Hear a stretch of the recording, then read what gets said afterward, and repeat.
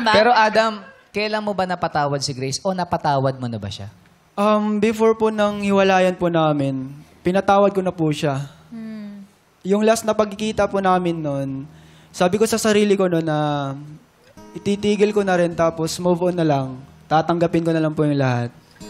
Ayun, last na yung pagkikita, sinabi ko sa kanya, let go na lang namin yung relation namin. Ang ganda nga po nung last na pagkikita namin nun eh. Kasi yung gabi na po yun, may time po kasi nung nahuli niya yung sa cellphone ko po, nasa convenience store kami.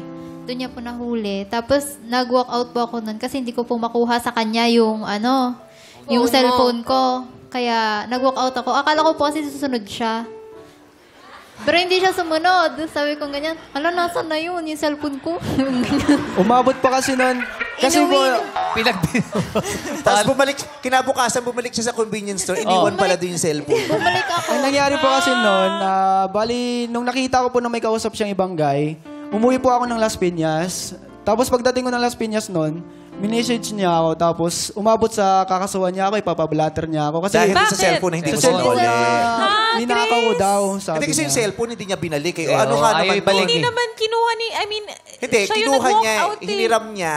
Opo. Pero hindi pa binabalik. Pero pwede talaga siyang kasuhan. Kasuhan, ah. oo. Hiniram niya yung cellphone, no? Oh, hawak na Kinukuha ba? sa kanya ng may-ari. Oh. Ayaw niya ibalik. Kinukuha. Ay, bigay. Okay. Oo. Mali ka nga naman, Oo. Adam. Hindi ba hiningi sa'yo yung charger? Hindi po. Tapos Cellphone. yung cellphone ko po kasi sobrang mahalaga po yun lalo na sa work ko.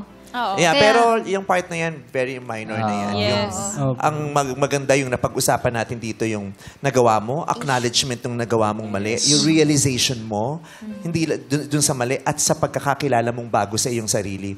Kasi yung mga trauma talaga natin, baka hindi natin napapansin, ginagawa niya tayong masama. Yes. Until ma-realize natin, ay wait, hindi ako to.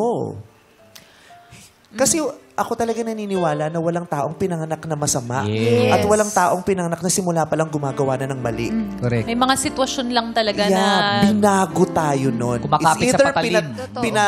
Pinaganda tayo ng mga pangyayari or pinapangit tayo ng mga Yeah. pangyayari. Kaya kailangan ma-realize natin, ay, hindi ito yung dating ako eh. And now, and sa oras na yun, magkakaroon ka ng choice. Ano ba yung pipiliin ko? Yung dating ako o ito na? Paninindigan ko na bang maging ganito o gusto kong bumalik sa dating magandang ako? You have a choice. Yes. Ano yung Opo. pinili mo? Pinili ko po na kung ano po talaga ako. Ano ba si Grace? Yung hindi ko po kayang manloko ng ibang tao.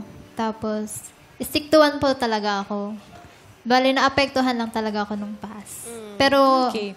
ngayon po, mas ginuguro ko na po yung sarili ko na Tama. mag-focus muna. Yeah, at sana makahanap ka ng taong hindi sasayangin yan.